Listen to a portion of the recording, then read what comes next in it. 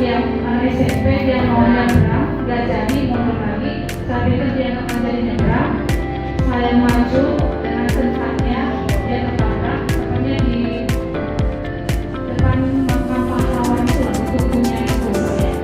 Nah, ya. Tapi puji Tuhan, terus puji Tuhan ya, ada yang menolong saya, supir kereta api.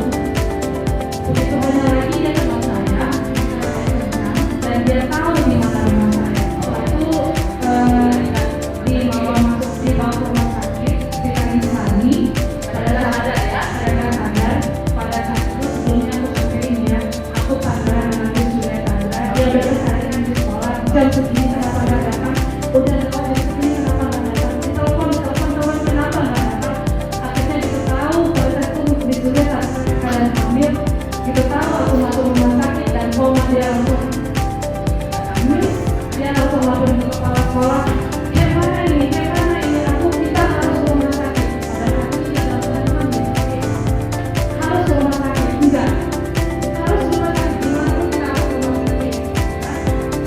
Jadi diperiksa di rumah sakit kita di sini, pendarahan otak.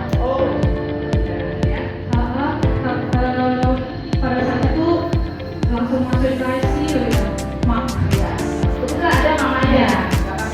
Tadi aku bilang 2 minggu komanya, ternyata 2 bulan komanya. Wow, 2 bulan komanya. Dengan 2 bulan komanya, saya sadar karena satu masalah koma lagi, masuk ke ICU lagi.